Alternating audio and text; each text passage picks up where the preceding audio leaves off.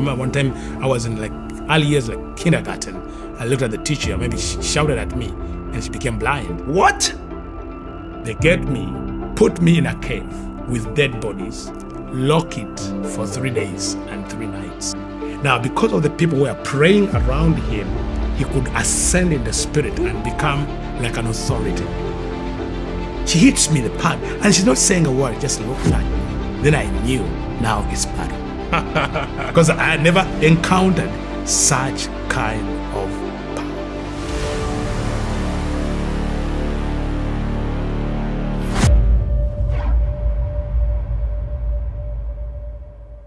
Welcome to PrayerStorm TV. Today we're going to be going into one of the deepest testimonies I have come across as it pertains to deliverance from the occult and witchcraft.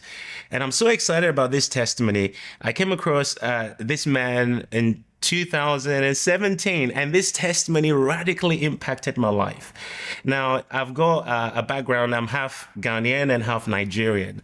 And with the kind of background I have, some of you who are watching have similar background to me. You're probably Nigerian or Ghanaian or African. You would have heard testimonies of people that have been delivered from the occult, of had encounters with Jesus and shared of how Jesus delivered them. And I've heard many of these sort of testimonies. However, this one we're about to hear, in my opinion, is one of the most intense and deep I've come across. And I believe God's going to use this testimony to impact you in a significant way.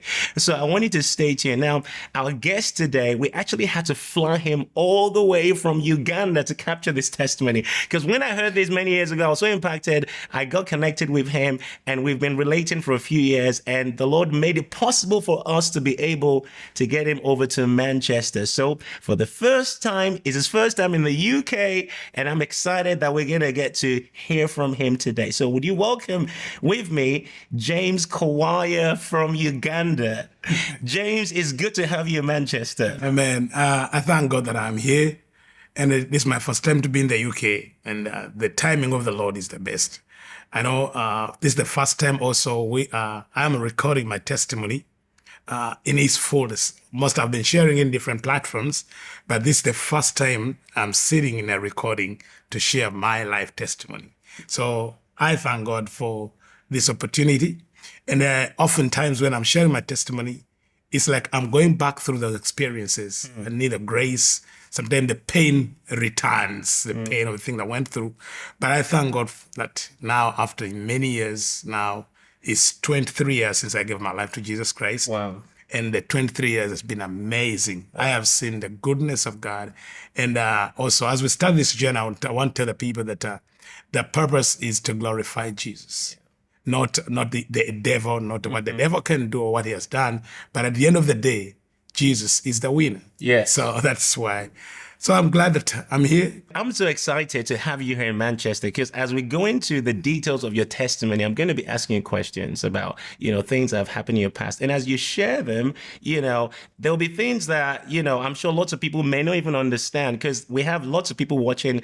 People from African backgrounds may be able to relate. Some of you watching are from Western backgrounds, and you might not understand some of the depth of the occult. In fact, some of these things will blow your mind when you hear, the depth to which people engage in dark activities.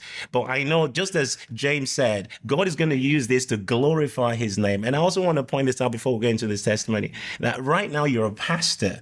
You lead a church in Uganda, and you're used in incredible ways by God in deliverance ministry, miracles, and God moving. In fact, primarily you're an intercessor. You're used in strategic. Do you just want to just give us an idea of some of the things you do right now? I am leading a ministry called Lifeway Institute of Deliverance. What we do and what God has called me to do is to strategically train intercessors to pray and take over territories for God.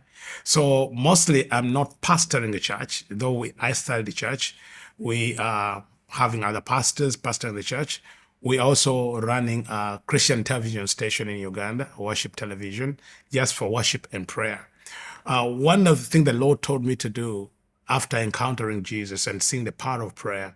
By the way, I knew the power of prayer before I became born again.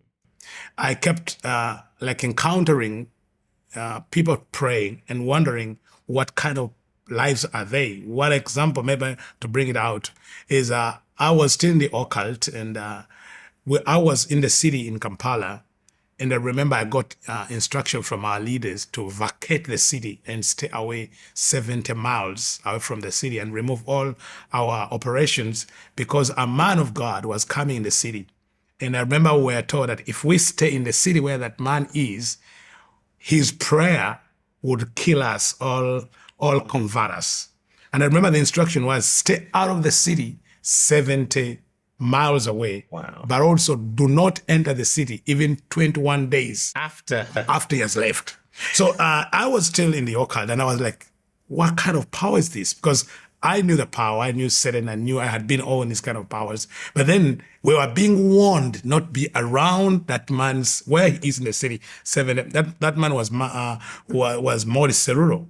So he was coming in the city, and I remember we were told, stay out of the city 70 miles away and do not enter the city another 21 That's days. incredible. Because even after 21 days, his power, the effect of his power remains in the atmosphere after 21 days he has been in the city. So I knew the power of prayer. So when I came to Christ, the Lord was telling me, okay, you have seen the mistakes, the errors, because one of the work I was doing before I came to Christ was fighting churches and breaking churches. And the Lord was saying, now, you know how you broke these churches, and you know what were the errors and the mistakes and the weaknesses. So can you train an army of intercessors all over the world to bring out, to stand and take territories? Wow. So we are working with nations like Sri Lanka. We have work in Sri Lanka. I work in Singapore. I work in Botswana. I work in Gabon. And a few places where I've been doing. You've been in Europe to a few places as well. We're having a work in Munich. We're doing a great work in Munich to raise intercessors and train young people to intercede, and then they take over the nations in prayer. So one of my calling, people call me apostle, others pastor, but my call is an intercessor. That's Amen. So I don't know if you can call me intercessor James. I like that. I like that. So now let's go back to the beginning. What are the earliest memories you have? My memory, when I was around 3 years, I realized in my home I was living with my mom and my uncle, the brother to my mom, and no one else. And it was strange because I was wondering why other people don't come to our home. Later I realized that when I was 3 months old, my father and my sisters left the home and did not return because of the strange things that were happening in the house, in the home. Now, I don't know what happened, the strange things. I didn't see it unless when my mother told me my story. But when I was 3 years, the event that I can remember is the death of my uncle. And when I began now my initiation into witchcraft, when I was 3 years. I want us to come back to the death of your uncle, but before we come back to that, can you tell us what happened before you were born? Because this is really a critical part of understanding your journey. Give us an idea of what was going on with your mom and a marriage and her desperation to have a son that laid the foundation for you to come into this world. So I came to hear this story when I was around 12 years, to hear the story of my birth and why I was strange. Now, by the age of 12, I was already deep in the occult. I had been made a trainer of witches when I was the age of 9. At the age of 7, I was a territorial witch in charge of a territory. I had strange powers. People older than my mother could come and bow to me. Politicians, businessmen, for powers. So I kept wondering, where did I get all these powers? Where am I strange? But my mother kept taking me to different witch doctors for help to be delivered from those powers. But several times we could go to these places, to the witch doctors, and the witch doctors could chase my mother away, claiming that when she takes me to them, I steal their powers. So like even the witches, the sorcerers, the diviners, even they hated me because they were, this baby has strange powers. So my mother decided to take me to a man in Pemba. Pemba is in in Tanzania in the Indian Ocean, who was called a sultan. So in this journey, she said, I'm going to take you to this man, and this man is going to help you. So that's when I asked. I remember we were in Dar es Salaam, we were on the port trying to get a ferry to go to Pemba. And I asked her, but Mom, tell me something. Why am I strange? And I could see when I remember I looked at my mother, and like this time she was desperate to tell me and say, please, can you not interfere with where we're going? Can we, please don't interfere. So like to convince me not to interfere, my powers, the power I had as a boy, for where we're going. So she had to tell me the story of my life, how she ended up in this. So this is what she tells me. She says, when she got married the reason she married my father, because her father had died, and her father was a rich chief, and she was the only daughter, and she had a brother, my uncle then. And when her father died, she says she knew the family. In Africa, most times the family would take over every property. So she needed protection. So by the grace of God, she says, at the time when her father died, and she's desperate, she's just a young lady, then my father started dating her. And my father, coming from a prominent family, a very known family and very strong, she thought this man, if he marries her, she'll get protection. So she gets into the family. Now, my father also was marrying her because he had been told he would find a young girl, marry early, and get as many children as possible. Because my father, being a son of a chief, son of like a prime minister, he was the only son. The brother had died. He had 7 sisters, the only son. So they were like, now you need to get a woman, get children, and raise a heir for the throne, like the chiefdom. So he marries for the purpose of getting a son. So when she married, my father and my mother, they married, she gave birth. The first child was a girl. The second child, also a girl. The third child, also a girl. Now, by the 4th child, the entire family, the chiefs, the tribe, they're all like, this woman is a waste. Because in my tribe, if you have only girls, they say you don't have children. Wow. So they wanted a heir. So in desperation, she went different witch doctors in different parts of the nation. And so she went, they told her, we're going to help you conceive. Then she conceived the 5th child, who was now also a girl. She went on different witch doctors, different altars, and also she conceived again a 6th child, also a girl. And she tells me that she was so desperate because she knew if she can't get a son, she will lose the marriage, and now her life will be wasted. Though at that time, she told me that someone told her that there is someone who can help her conceive a son. She had gone to all kinds of altars in Uganda and outside Uganda. She had traveled different parts and gave different sacrifices. She had the money. She could sell her properties to travel different places to help her conceive. So on this particular journey where she went, she was told to go to a forest in Tanzania. There's a place in Tanzania, northern Tanzania. There was a place. So she went there, and she realized that when she arrived at the place, they told her she had to undress and live in the forest for 7 days, going through cleansing. Wow. Before she appears before the person to help her. Now, before there's something I want us to note here, that was the king of darkness, but they understand the principle of consecration and cleansing. Now I understand after that. So they tell her you have to undress, stay in the forest, cold, don't eat anything cooked for 7 days. So after the 7 days, you are clean enough to appear before this priest who was going to help her. So she says when she appeared after 7 days, that this priest was a woman who always lived in the forest, And she was like the chief witch of the entire continent, because all the witch doctors I mean, the entire country of Africa, not continent, Wait, she was the chief witch of the entire continent of Africa. of Africa. So Wow. all the witches or the wizards or the sorcerers or the politicians, the leaders could go to her for powers. So she lived in the forest, that woman, that priest, and she had only one breast, like one breast in the middle of the chest. So all the people that went to her to see her often went through similar rituals. Similar They rituals. have to stay in the forest for 7 days. Naked. Eating leaves and and stuff. fruits for 7 days. And then after 7 days, you appear before her. That was the ritual.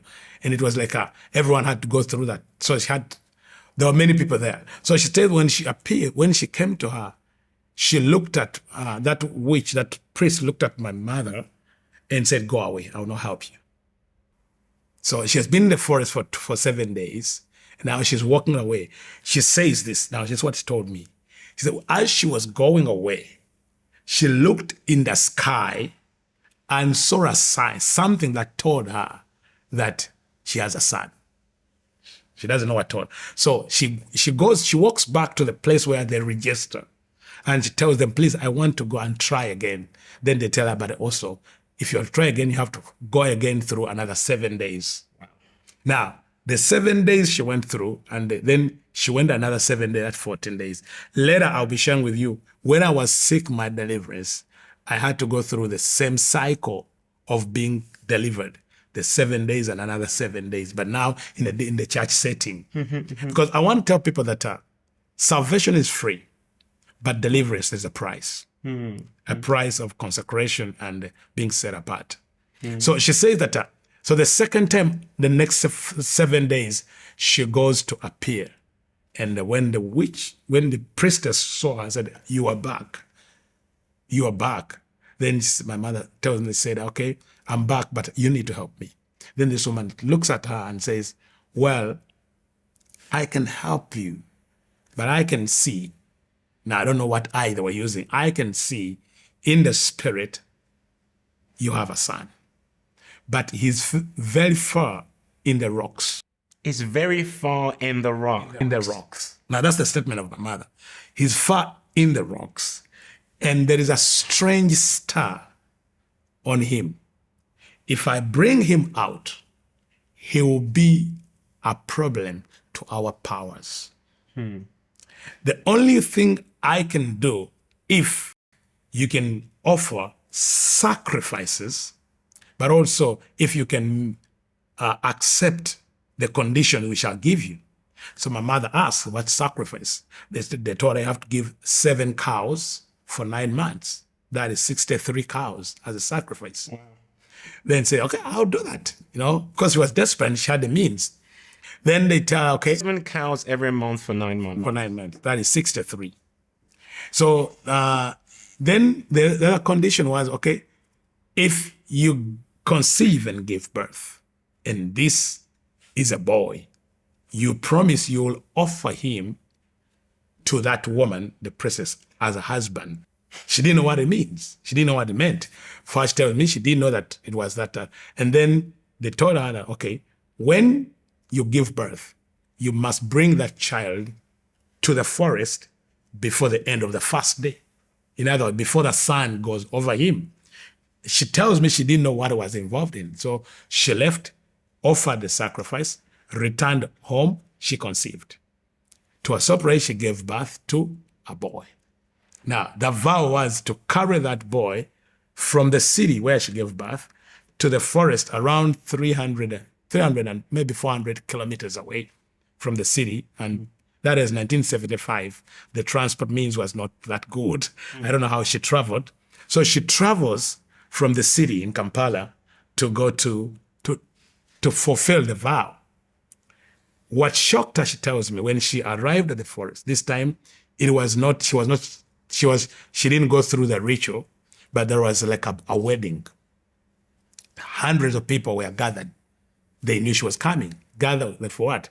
And she realized it was now going to be the wedding of her 1-day-old son and the 60-year-old woman. So For those of you watching, I don't know if you understand what he's just said.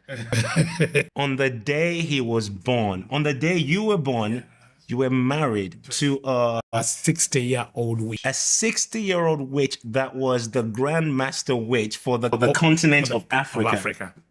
That is mind-blowing. And you know what she told me, the wedding was conducted by the chief, the witches of the continent first, and then the bishop of the diocese also came and conducted the wedding between this 1-day-old boy and a 60-year-old woman in the forest. Wow. So, that was also when she told me, say, "Are you sure?" I said, "Yes." Bishop so-and-so, which I knew. Later I'll share how he got involved in my life. And now he moved me from that same bishop, from the witchcraft to the occult, because they are different. So for her, when she reached there were all these people, the celebrations from different parts of the continent had come to the forest for the wedding. Now, according to her, that was the moment where this woman, the witch, was to transfer her powers to the boy, the 1-day-old boy. Now, I was 1 day old. I didn't know what was happening. So after the ritual, after the ceremony, days of celebration and the wedding, the marriage is conducted, the covenant and all the sacrifices. So they tell her, you know what? Now, this child is not just a child. This is now a man. So you're not going to breastfeed him because now he is somebody's husband already. Wow. And she told me that in her mind, she said, well, okay, I'll go home. These people will not be there. I have to breastfeed my child. You know, I've suffered a lot. I've paid the price. I have done all this. Like he was treasuring this child. So she returns home. When she went home, my father said, "Where have you been?" He said, "Okay, I had all this and this." So did your father not know what she was doing? He didn't know. He did not know? He didn't know. Because when she left hospital, she just went to the... So my father, "Where's my wife?" She's looking at her. So when she appeared, so "Where have you been?" So he had no idea that she was this deep in her passion to find a boy or to get a son. He didn't. The only thing he knew, my mother could disappear for days, and he didn't know where he has gone. So when she returned home, she says, I was a baby. She put me in the baby cot in the bed, then go dress up, clean up, and then come and breastfeed the child. And when she returned, she found a python coiled around the baby. Yeah, python. Yeah. And she says she could not come near because of the python. So she ran out. The people of the village came around. My father came around. They could see the snake, and no one could come in. Could they not kill the snake? I don't know why. So she says for 30 days, for 3 months, she could not come near me. So was the python wrapped around you every day, all day, 24/7? 24/7. So she says she didn't breastfeed me. She didn't come near me. The whole village could come and just peep in. And then there was rumors around that this woman gave birth to a child and a snake. Now, I heard those rumors when I was growing up. It was the talk of the town in their community. You know, that child is a twin. They could say, he's a twin. He was born with a snake. But my mother says, no, she didn't give birth to a snake. The snake just came when she came back to the house. Now, I don't understand how this was done. So after 3 months, my father left.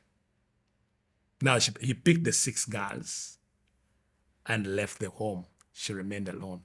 And because of that, my mother got a mental breakdown. So she was not like a mad woman in the community.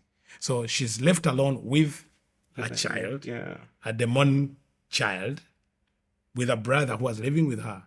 Now the husband, my father, and the children left, so she's deserted. So by the time I'm three years old, the only person I know is my uncle and my mother, who has no attachment with me. Why? She's mentally disturbed. She always spend all her time alone in the bedroom. There's no way. So as a child, I didn't have any attachment with her. I didn't see my sisters. I didn't meet my father. The only person now I know is my uncle, the young brother to my mother, who was also, I don't know what happened. He was also addicted to alcohol. So he could drink and what. Now, so he tells me, I remember as the other three, when he was drinking his alcohol, he could give me, because that's the only thing he had. My mother did not breastfeed me. The husband had left, deserted her. And she tells me that the day my father left, and with my sisters, is the day the snake left also. So when he left, also it left. So she remained with this child. But now she was so hurt. She was so heartbroken. And then she got into a mental breakdown because of the husband leaving her. She's alone. And so as a child, I'm in that house with only my uncle. Like all the community, the relatives, the people in the community, no one comes to our home because the talk of the community, the talk of the village is, in that house, It's a snake. there's a snake. Yeah. And there is a boy who was born. So you had no connection with anyone else apart from your mother, who was mentally unstable, and your uncle who was, a drunkard who is struggling with alcohol addiction. And then you're 3 at this point. Yeah. Your earliest memories are around 3 and 4. 3 and 4. That's the memory I have. And then something really tragic happened. So the only person I know is my uncle. And one day we are staying in a small room with him. And then the door, someone hit the door, opened it, and my uncle came running. And then these 5 guys, they were soldiers. By that time, the nation was in a civil war. So they came into the house. I don't know why. They came chase my uncle. Then they shot him.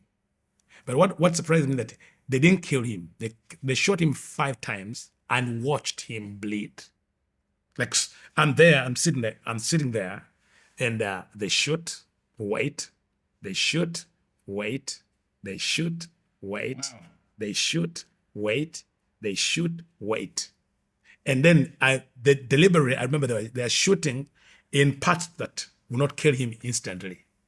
So then I see these men are standing there in the room, and they're watching him, and he's bleeding and bleeding slowly. And they saw you there? Yes, they made sure that I'm there. So they bring me near him. They shoot him when I'm near him, and they watch his bleeding and bleeding and bleeding, and I saw him die. So he bled for 2 hours. They're there watching. And when he stopped groaning and crying, and then he slowly died, and that way I blacked out. So when I blacked out, when I woke up the next morning, the people in the community had come around to see what happened. I realized I'd become a different person. I realized by that time something had left. The human, I was not human. From that time until I got born again at 24, my greatest joy was to cause misery. I was a sadist. I enjoyed causing trouble, killing. I enjoyed seeing people suffer, and that could bring me joy. But I can trace that happened the day my uncle. Now I've understood after I became a Christian, when I was going through my healing, because I got saved, but the healing took time. It took 10 years to be healed. My healing, especially deliverance and healing, took 10 years because parts of my life were fragmented. See, so a part of your soul. Now something happened to your I soul. later understood that at that moment a part of my soul was trapped, and later I realized that after I got married, because when I got married, I could not relate with my wife as husband and wife. Wow. So I went in prayer, and then the Lord took me to that moment when I was 3 years and showed me when I blacked out what happened. Because God is all-knowing. Jesus is all-knowing. So to deliver me, he had to show me what happened when I blacked out, what happened to my soul, where was I trapped. So when I got married, I married when I was 36, very late. So I was a 36-year-old man, but my soul was 3 years. So I remained trapped at 3 years. But now I was a man with a body, even born again now, got married, but I could not relate with my wife as husband because I had been because of that trauma. that trauma. So when that happened, my uncle was dead and I became a different person. Those people in the occult came to my mind and say, you know what has happened to your brother? It's because we want this boy. You have to give her now officially to us. You have to surrender him to us. So she tells me, but now this one I remember it. She got me, and there is a place where this the headquarters of the occult in our nation. It's like a cave. They said it's like a cult, as if they believe in God but not God. They don't believe in the Bible. It's like a cult where politicians go and even religious leaders. So she takes me to this place. This place, like it's a cult, like a religion. Now, when their leaders die, they don't bury them. They embalm the bodies and pile them in a cave, the dead bodies. So she took me and handed me over to those people. Now, remember my uncle is dead. I have this pain. And now the only person I know now remaining is my mother. So she hands me over to these people who I don't know. They get me. Now, remember, I have the trauma. Just lost my uncle. Put me in a cave with dead bodies, lock it for 3 days and 3 nights without food, without water. And how old are you at this point? Now towards 4. It's just a few weeks from the death of my uncle. Wow. So now I remember the pain and the betrayal I felt as a child, that now my only mother, the one who I thought could protect me, has handed me over to these people who have now locked me in a cave with dead bodies, pitch dark, day for 3 days, hungry without food. Now, so what happened in that cave is the things I saw inside there those 3 days, like the spirits, Lucifer, the demons, could come and talk to me. Serpents could come into my body. All kinds of things were done on my body. So it was in being initiated into deep occultism and witchcraft, like every part of my body. Now, that's the first time I am knowing about the snake, which now Mama to tell me which came at birth. Now remember, it came around me, coiled around me in the cave and entered my body. Wait. Physically or spiritually? Physically. And all my life until I got born again, it lived in my body. I could know when it's moving. I could know, you could tell something is moving in the body. It's like now the spirit in this snake took over and now it could control me. Now, from that time on, say this, until the day I got born again, all my life I was in pain. There's no day I remember I was not in pain until the day I gave my life to Jesus for 24 years. Every day, that pain was there in my body. All because that thing had to keep me in pain in order to use me. Because if Satan controls you through pain, because it has to manipulate you to control you. So it had to keep in my body. I could not eat well. I could not live well. So the only way I could avoid pain is to be drinking. So I began drinking drink alcohol, and I became addicted to alcohol because that's the only way I could now kill numb that pain. Numb the pain. So that's a powerful thing you said. Satan controls you through pain. There's so many people that, have come into the trap of the enemy because of bitterness and all sorts of things that have happened in their past that have not been resolved through the cross and accepting Jesus. In fact, they may have accepted Jesus, but they've not allowed him to bring healing and they've not forgiven. But that's an access point for control of the enemy. Yeah, because it controls the pain. And also, you can give your life to Jesus Christ, but you need, first of all, deliverance, and you need also healing to restore your soul. Because if you've given yourself to the enemy, the first thing he'll fragment your soul and keep all different parts of your soul in different prisons. The bitterness, anger, unforgiveness, guilt, hatred, traumas, all these. Now, each one of them is like a print on your life and now has given you a false identity and personality, which is not you. So you have the identity and the personality of the demons that are now residing in those pits where the pain is. So I have the pain. I hate my mother and I hate everyone. I don't know my father. So the enemy, every time is to use me, is to remind me that humans are bad. You have to kill them. You have to do this. They are evil. They are bad. They hate you. I don't have, remember, there's no emotional attachment. Because as a child is growing up, the love you get from your parents is what now grows in you. So now, because there was not that, emotionally, I didn't have I was emotionally trapped. I didn't understand what's love, what's fear. I never cried. I never laughed. Wow. Because I didn't understand this. You see? So now you go through this deep ritual. 3 days is completed. You come out. And what happens? People are worshiping you. When I come out, what surprised me, hundreds of people are waiting for me. So they come out and they're worshiping. Like I'm like a god. They're bowing and worshiping. And you're 4 years old. I'm 4 years old. Wow. So I said, what's going on? Now my mother has no access to me, has no authority over me. Because now, that's when I know now I've been initiated and ordained as a witch. So from that time, there's a part of me that's human. I want to be a child. But then the people treat me like a power. You want to play, but no one comes next to you. First of all, no parent would allow their child to come near you. You see? 2, you were busy. People could come every day and night for help. To get powers, to get what. Then some of them are as old. One of the things that I so painful, even I remember right now and read it. It had a lot of the people as older than my mother could come and they have to undress to be naked before me, women, and then you have to give them powers. Now, if a 4-year-old you're exposed to such, that affects your life. And even today, it affected my life until Jesus healed me.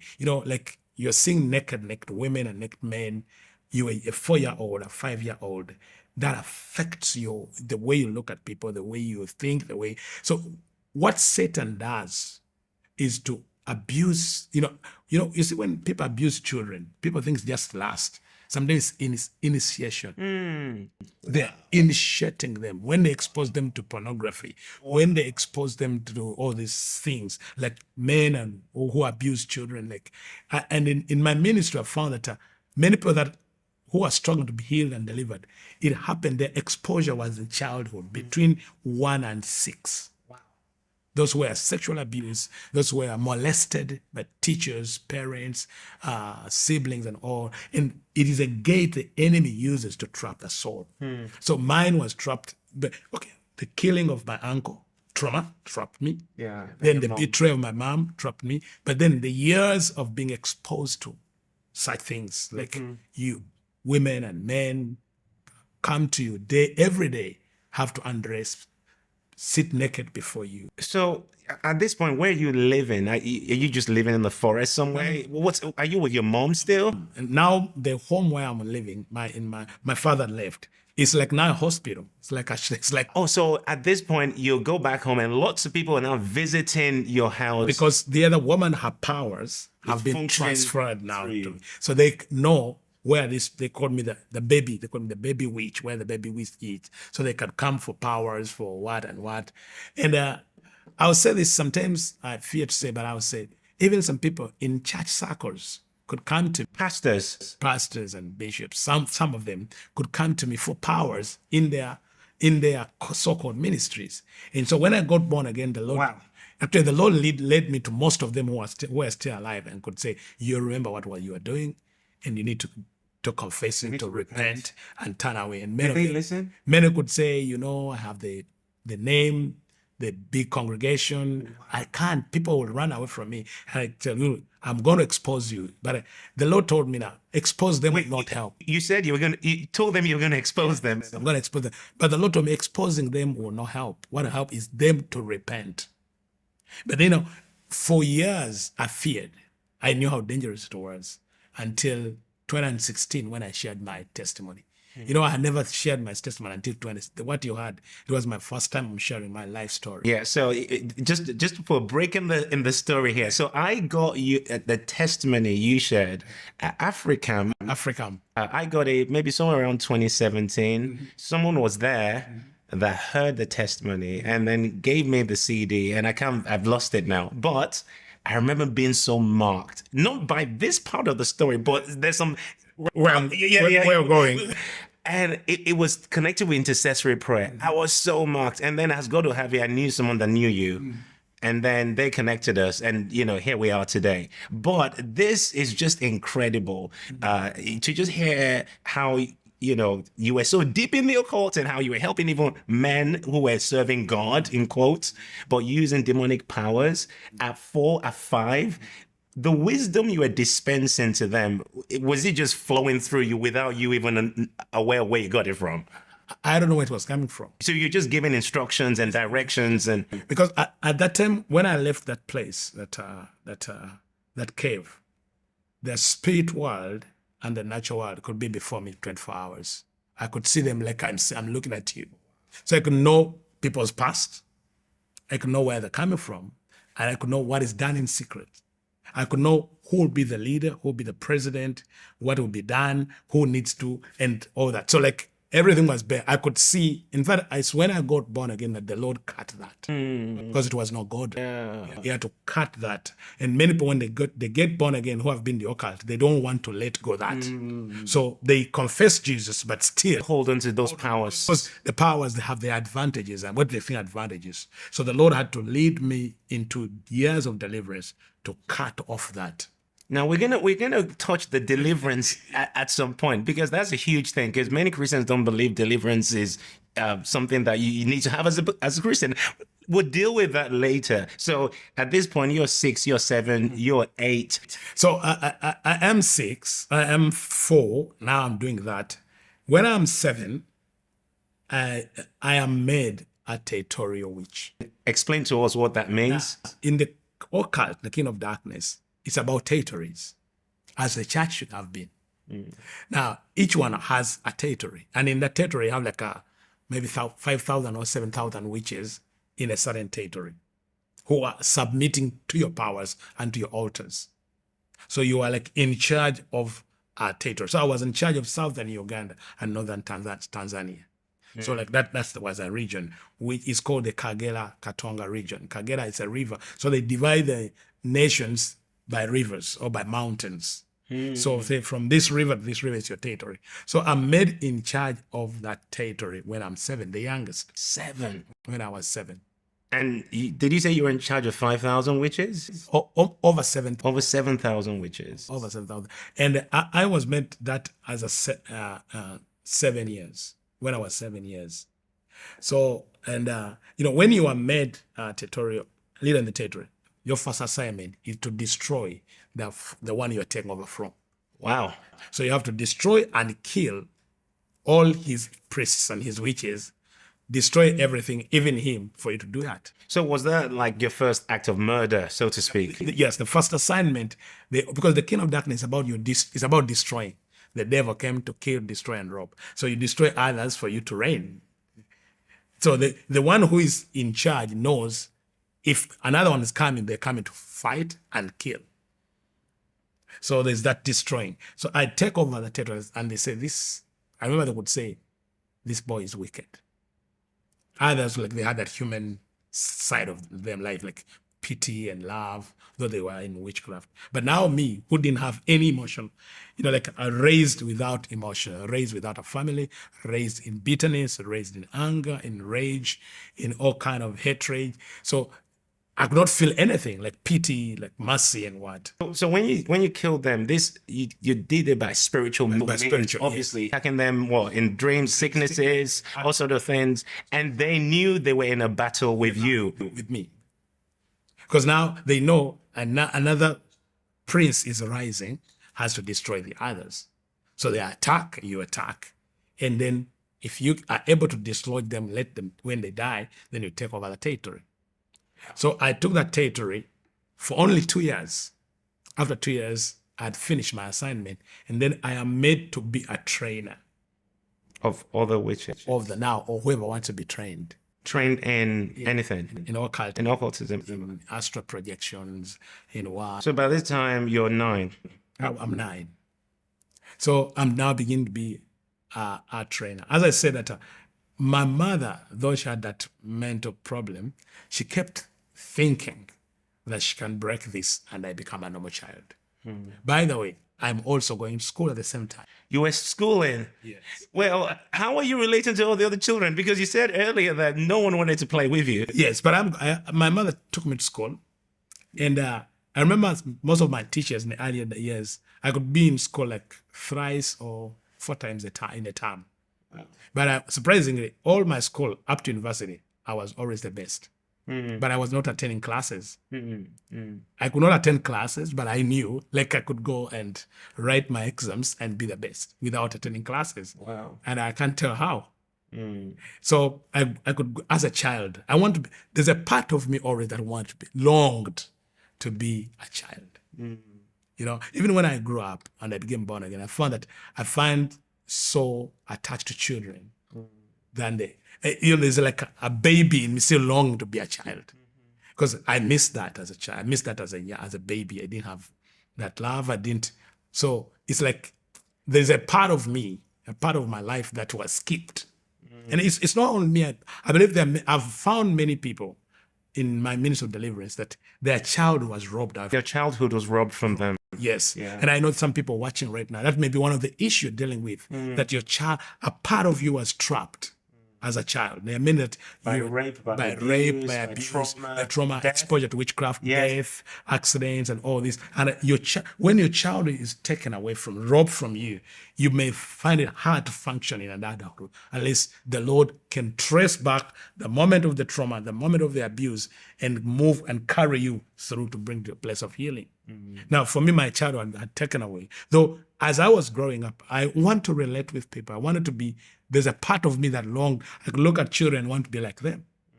But then, if I relate with them, then the powers in me could maybe destroy them. And wait, were these powers out of your control? Yes, they're out of my control. Really? Yeah. So I didn't have, You show up and things just happen. and just happen. Give us examples like, because in in your book, you were saying something about you looked at someone and they fell over and they And died. I can look at a child like in school and I feel like the child just falls down and collapses and faints. Or I look at a teacher. I remember one time I was in like early years, after kindergarten, I looked at the teacher. Maybe she shouted at me and she became blind. What? Did she know that that was you that did that to her? Yes. Because I think she tried to find out and say, you can. So she came to me and said, can you help me get back my sight? I said, okay, you will. Then the next day she was seeing. And so she told everyone in the school then that they feared to send me out of the school because they didn't know what will happen to the school.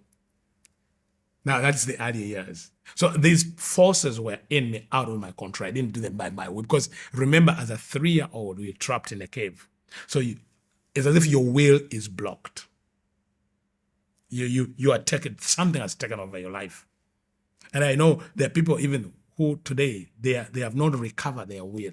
If they were involved in the occult, in witchcraft, in abuse, in all these, they may have been trapped. That's why they need inner healing. They need deliverance. They need now someone to walk them the journey of healing. You know, people can hear the gospel, but there must be a ministry that facilitates the healing of the soul, especially the people that were trapped, especially in childhood. There's what they call the sexual abuse, the ritual sexual abuse. And because when I was there, most of these businessmen, the musicians, the celebrities could come for powers. And the way to get the powers, say, go and find a young child, a virgin, and rape her, sexually rape her, maybe 7. Like they're going to have a show, and say, for that show to be successful, find a guy. They're going to have a what? Like a show, like a music show. Music show, right, okay. A concert. A concert, yes. And they come for power and said, for that power, you need to find girls, rape them, sexually abuse them. And as a child, in those early years, you were giving some of these instructions to some of these celebrities. To celebrities, to politicians, to businessmen, and all of this for spiritual powers. And so when they do that act, they're also initiating that child. So the people that that have experienced some of these horrific acts and don't even know that they were initiated through those acts. They don't know. They found that part of them was robbed and taken away. And some of them, like this, for example, let me give an example. A musician, a celebrity, who gathers young girls around himself to use them every time before he goes for a concert. So those girls, they have been initiated. And then they go to their friends in schools and initiate also their friends and maybe relatives, like their brothers, their sisters, and expose them to the powers of darkness. What are fruits that we see in the life of a person that helps us to know that there's been an initiation? Isolation, rebellion, addiction, anger. Normally any manifestation of actual witchcraft activities in their lives, known or unknown to them, or maybe consciously or subconsciously? Known or unknown, because some of them, they receive what they call guardians. A voice takes over their lives, and they have like a multiple personality. Multiple personalities. It's like another person. You see like young people who like suddenly they call themselves someone else. Say, I'm so and so. And you can discover that now another being is in charge of this person. So that is the initiation of what is being done. But we go back to the story. Let's go back to so back to the time. You're 9 years old now. Yeah. And you've been promoted after you did all the bad stuff you did. And so what happens after you're 9? So your mom is trying to find people to help you. The way it takes me to help, I destroy them. And I'm wondering why. Because if I was in the same kingdom like them, why was I destroying them? And what was that which was destroying them? Was it the enemy destroying the enemy, or it was God destroying the enemy? And you were not doing this consciously. Not consciously. So even today I'm saying, why was that? Was the Lord involved in my life, or was something else? So when I was 12, that's when the story I said about your mom taking you to Tanzania, somewhere in Tanzania, to a witch that was going to break the covenant, the marriage covenant that your mom believed was what's controlling you, because you wanted you to be a normal child. So on your way to that witch is when she told you the story of your birth. So on my way to there, so she told me the story of how I was conceived, what happened in conception. To her, like, maybe she was trying to convince me to say, please, let's seek help. And I could see she was begging. A lot of things happened during that journey. I could stir up the ocean, then different things. Then she could beg, please don't, please don't. So we traveled to this place in Pemba. When we arrived there, I tried to attack that man as a child. And the man begged. I remember he took me and said, yeah, man, I am old. I've finished my work. Don't waste your power on me. So like he begged, and I did not attack him. And she told my mother, she said, woman, no witchcraft, no diviner, no witch can help this boy. If you need him to be helped, take him. That man was called Sultan. He was a Muslim. Said, take him to the church. Wow. And that's a witch. Tell my mother, take him to the church. No one can help him. And my mother said, no, you know what? And the man told my mother, now let me show you that no one can help him. So he built a hut, a hut, like built with mud and what, and put me in the hut and covered with grass and set it on fire.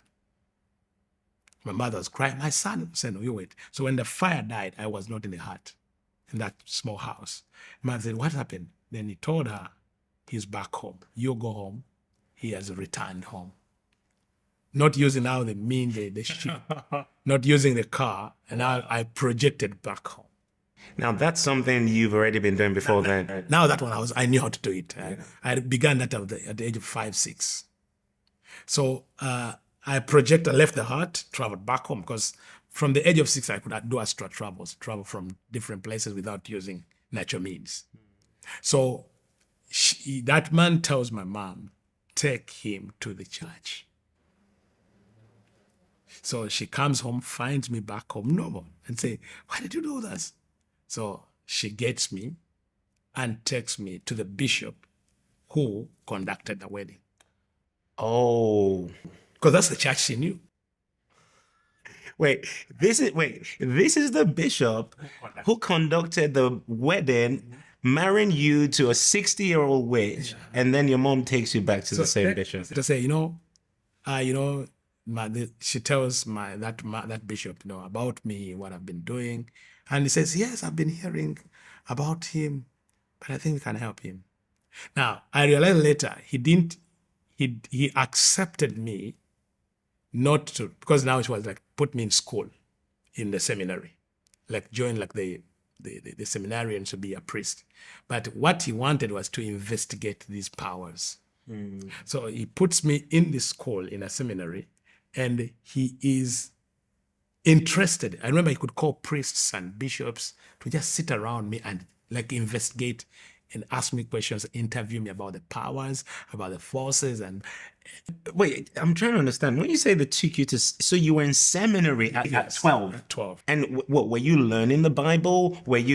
So what kind of... I'm supposed to be like in a normal school, because early of the seminary, you're like in a normal secondary school. Okay, a normal secondary school, but it's called a seminary. But it's run by what? The church in Corpus. Yeah. Okay. So I am there, and I thought I was now going to be like a student, go learn about the Bible, learn about God, and become a priest. But I realize now They were just interested in your power. just interested in, not even to educate me, they're interested in the powers. So most of the time I am there from the age of 12. That year I'm there, I am living in the same house with a priest. With the priest. And every night they come with books, with what to ask me about the spirit world. So they ask me this and that and that. And I enjoy it. I enjoy being in charge. All my life, I always enjoy like to be in charge, to control others. Like there was a deficit in me, and so I'm telling them all the powers. They are writing this, they are right, like researchers. They are sitting around me. And this is going on for what? Years? For years, for a year. So in all that time, you didn't learn anything about Jesus, about scriptures, and you were in a Christian environment, in quotes. Yes. But I'm not learning about God. I'm learning. I'm not learning. You're teaching them. They're teaching from me. So I remember at the end of the year, this bishop and another priest, they told me, we have a scholarship for you. We are going to send you to Europe for training. And so in me, I thought, okay, I needed, but they told me they needed the consent of my father. So my father, that's the first time I'm seeing my father. He came to the school to sign the papers, sign my documentation, because I was now going to be moved from Uganda to go to Europe. And so Bavin, so you're 16 now. No. I'm 13. You're still 13. Oh, you said 4 years later. No, 2 years. 2 years later. So, okay. So I'm 13, and now they tell me you have a scholarship to go and study in Europe. Now, for the sake of the sensitivity of this, I may not mention where. But can you tell us the country? I was in Italy. Italy, okay. In Italy. So I'm sent to Italy for... At 13. At 13. Okay. And I'm going without my mother. I'm going alone with a group of priests. I remember the two priests had come from Italy. They were sent from Italy to come and investigate, interview me, and make a recommendation. So they asked me about the spirit world, about this, about powers, about systems. And they're like, well, how did you know all this? You've never gone to school. You've never gone to a theology or to any university, but you know all the things about the spirit realm, about history, about what. How? So they say, oh, we need to go with you. So they carried me. Now I leave. So the priest that came from Italy to investigate first, and then they took you with them. I go with them. And they come, they pick me up. We go through Rwanda. They picked another girl there. I don't know why, who had also strange powers. So we fly from Rwanda now we go through France. We stay there for some time. And that's when I discovered that now I have been being moved from the African witchcraft, the crude witchcraft. Now I'm being initiated into the occult. Okay, because you said that in the beginning that there's a difference between witchcraft and the occult. Can you just give us a basic definition of what's the difference? The occult is a system. Actually, it's Satanism, the alliance of those that subscribe to Satan. Most witchcraft is about people's traditions and cultures, the things they do and what they learn. But now this one is literally the worship of Satan as a figure. In witchcraft, it's about the spirits and the powers. But now then it's like a system, a religion. So when I went there, I'm put in a religious house where what happened there is the worst experience I went through. Because to break my will a second time, I have to be exposed to death and sexual abuse. So I am trained in the occult, but for the 5 years from 13 to 17, 18, almost every day I am molested and sexual abused. Okay, this part you didn't share in the 2017 testimony I heard. What? So by men, by priests. So like they have to do that on me. I've written this in my book. That's the most, because they want to pluck out every aspect of me and then use Wait, me. you're saying every day? Almost every day. For 5 years.